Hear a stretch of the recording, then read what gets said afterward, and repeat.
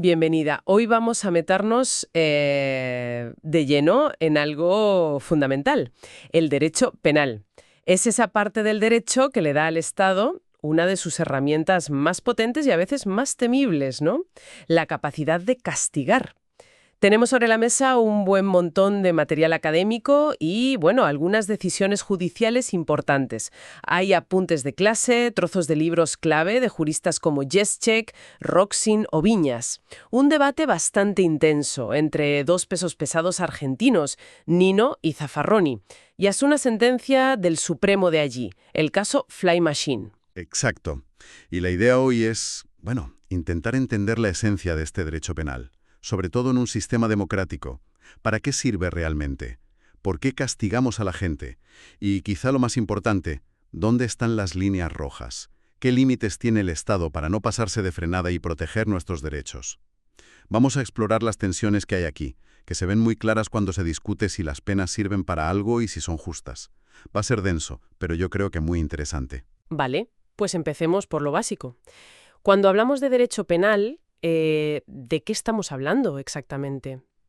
Las fuentes que tenemos, como los textos de Viñas o Jeschek, lo definen como un conjunto de reglas y principios que permiten al Estado, pues, meter mano con sanciones, las penas, o a veces medidas de seguridad cuando alguien comete lo que llamamos un delito. Así es. Y su función principal, como insisten autores de referencia como Jeschek y Roxin, es proteger a la sociedad. ¿Cómo?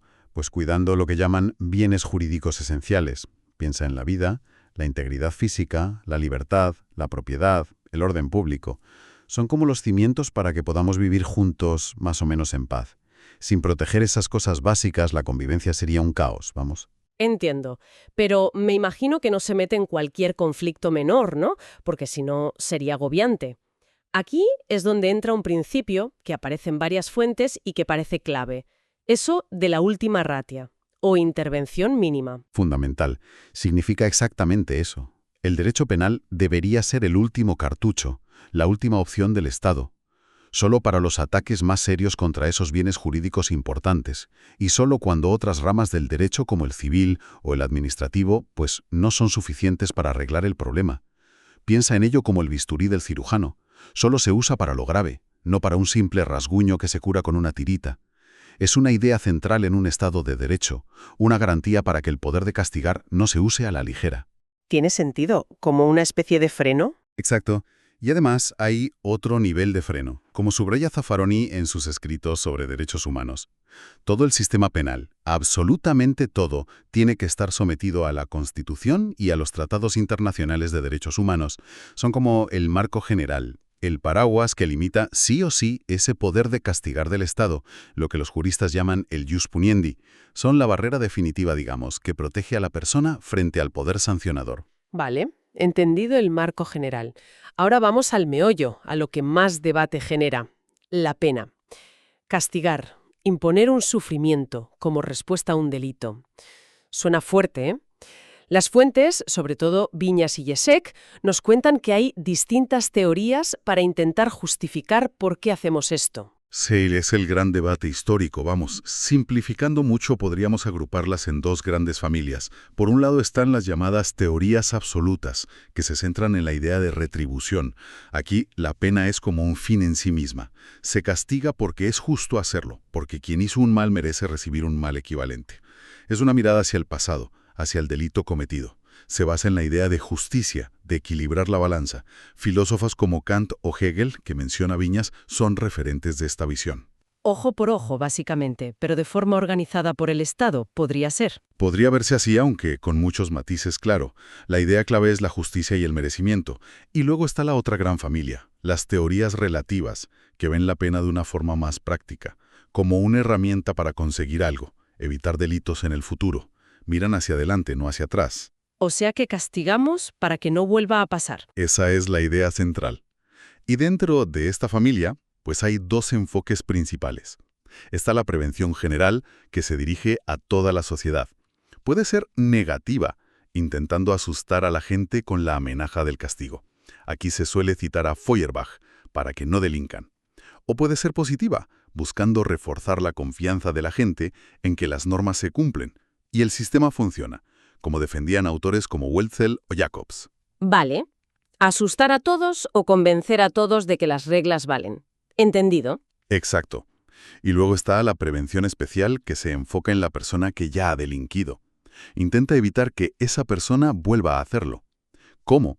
Pues intimidándola o incapacitándola, por ejemplo en prisión, o, idealmente, intentando su resocialización. Ayudarla a reintegrarse en la sociedad cumpliendo las normas. Aquí la figura clave es von List. Parece que esta última, la de resocializar, suena más constructiva, ¿no? Más positiva. Suena bien en teoría, sí, aunque su eficacia real es uno de los puntos más discutidos, la verdad. Y claro, como ninguna de estas teorías convence del todo por sí sola, lo que predomina hoy, como señala Viñas, son las teorías mixtas o de la unión. Intentan combinar un poco de todo. Que la pena sea justa y no vaya más allá de la culpabilidad de la persona, es el límite de la retribución.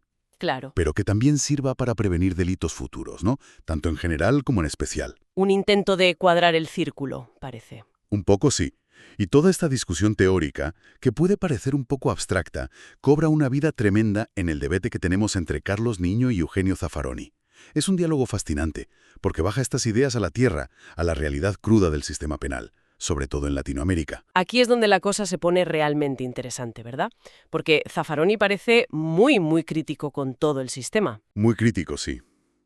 Él habla desde lo que llama un realismo jurídico penal marginal. Su argumento central es duro.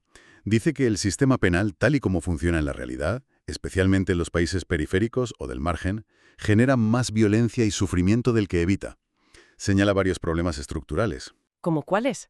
¿Qué es lo que denuncia Zaffaroni exactamente? Principalmente denuncia su selectividad estructural. Dice que el sistema no atrapa a todos por igual. Castiga de forma desproporcionada a los más pobres, a los más vulnerables, a los delincuentes torpes, digamos, mientras que otros delitos, a veces mucho más graves, pero cometidos por gente con poder o de forma más sofisticada, piensa en delitos económicos o ambientales a gran escala, pues a menudo quedan impunes. También cuestiona frontalmente su eficacia preventiva real. Él distingue mucho entre la pena, el castigo formal, la cárcel, y la coacción directa, por ejemplo, la policía impidiendo una pelea o una grúa llevándose un coche mal aparcado. Dice que la coacción directa puede ser útil para resolver un problema inmediato, pero que la pena en sí, la amenaza o la imposición del castigo a posteriori, no sirve realmente para prevenir delitos de forma significativa. Vaya, eso es poner en duda la base misma de por qué tenemos cárceles y castigos. ¿Es muy radical? Totalmente. Pone en duda la utilidad social de la pena tal y como la conocemos. Por eso, aunque su ideal sería el abolicionismo, eliminar el sistema penal, lo ve como algo utópico hoy por hoy. Su propuesta más realista es aplicar el derecho penal lo menos posible, intervención mínima, de verdad, y centrarse en reducir los daños que el propio sistema penal causa. Malas condiciones carcelarias, estigmatización, todo eso. Ya. ¿Y Nino qué le contesta a todo esto? Porque entiendo que no estarán nada de acuerdo. Nino, aunque reconoce que muchas de las críticas de Zaffaroni sobre cómo funciona el sistema son ciertas, habla de abusos, de prisiones preventivas terribles, de la lentitud de la justicia, de esa selectividad que afecta a los más pobres, del desastre de las cárceles, pues no comparte sus conclusiones más radicales. Por ejemplo, le dice a Zaffaroni que no ha demostrado con datos que la pena sea totalmente ineficaz para prevenir. Nino cree que algo previene, aunque sea difícil medir cuánto. Pone ejemplos como que sin multas y retirada de puntos el tráfico sería mucho peor, o que castigar a los responsables del terrorismo de Estado en Argentina tuvo un efecto preventivo para el futuro.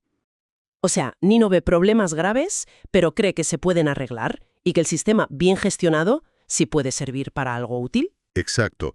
Nino cuestiona que los males del sistema sean irremediables, como parece sugerir Zaffaroni. Defiende que es posible hacer reformas profundas para tener un sistema penal más justo y legítimo, siempre que se corrijan esos defectos y se demuestre que sus beneficios superan sus enormes costes. Además, Nino introduce otro punto importante, la legitimidad democrática. Si las leyes penales y el propio sistema han sido aprobados siguiendo procedimientos democráticos, aunque sean imperfectos, no tenemos una cierta obligación de intentar aplicarlos bien y reformarlos desde dentro usando las mismas vías democráticas.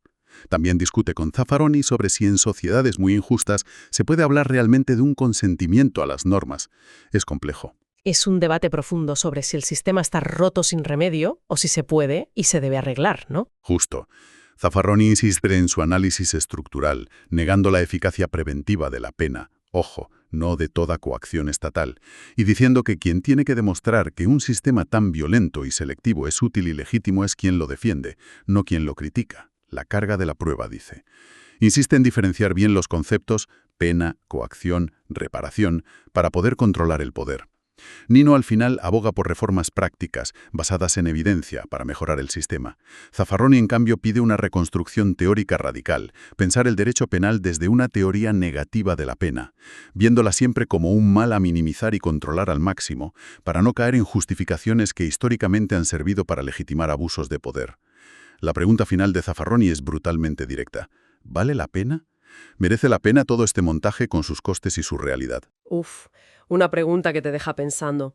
Ahora, más allá de este debate sobre si la pena sirve o no, o si es justa, hay algo en lo que parecen coincidir todas las fuentes. Incluso si aceptamos que el Estado puede castigar, no puede hacerlo de cualquier manera. Hay límites. El Sílabo, Viñas, Zaffaroni, Roxin, incluso el fallo Fly Machine, todos hablan de principios fundamentales que actúan como barreras. Son absolutamente esenciales. Son los diques de contención en un Estado de derecho, y derivan directamente de la Constitución y de los tratados de derechos humanos. Son irrenunciables, vamos. Uno de los más famosos es el principio de legalidad. Seguro que has oído la frase en latín: nullum crimen, nulla poena, sine lege. Sí, claro, no hay crimen ni pena sin una ley previa. Exactamente. Significa que nadie puede ser castigado por algo que no esté claramente definido como delito en una ley escrita, aprobada antes de que se cometiera el hecho, y que sea lo más precisa posible.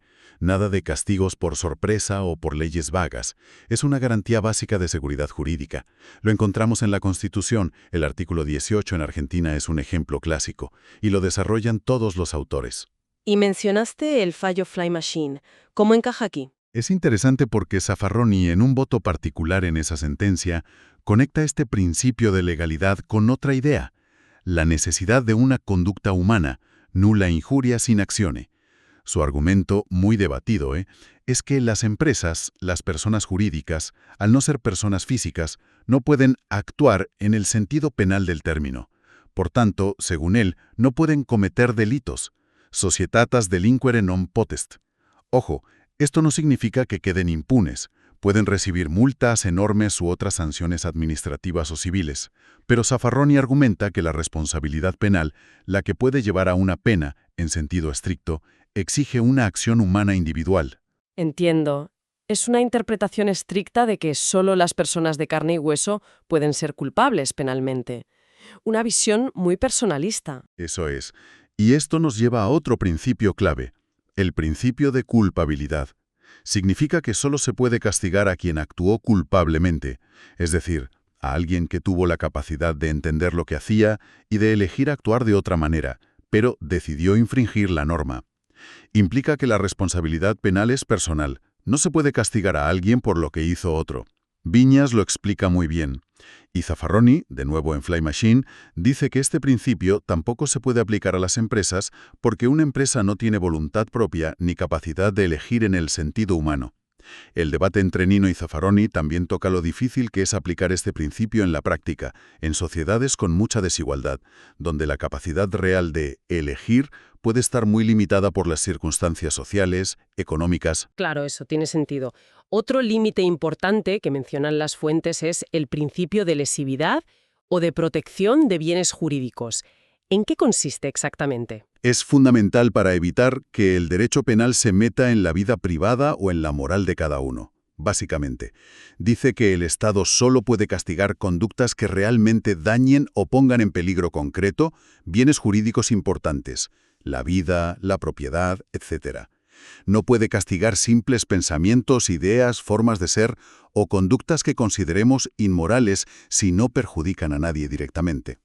Como decía un jurista, el derecho penal no está para obligarnos a ser buenos ciudadanos, sino para evitar que nos hagamos daño unos a otros.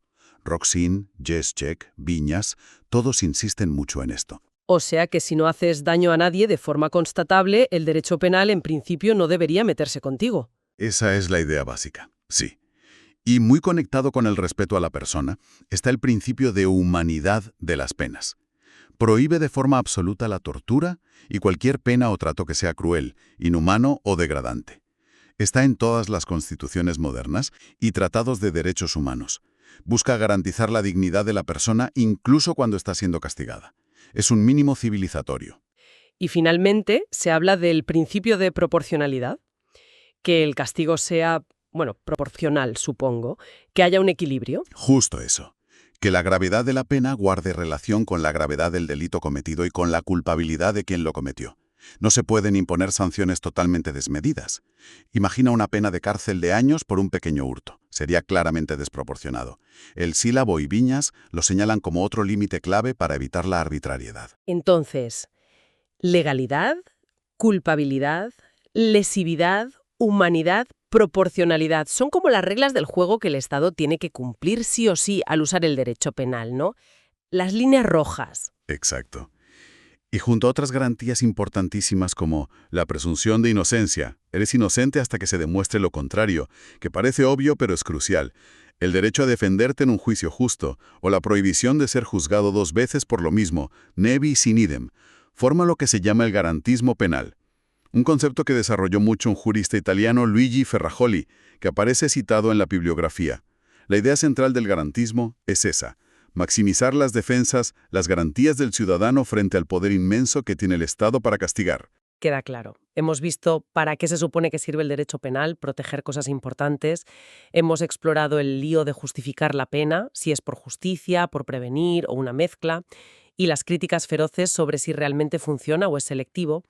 Y hemos terminado con esos principios que son como el muro de contención para que el poder de castigar no se desboque.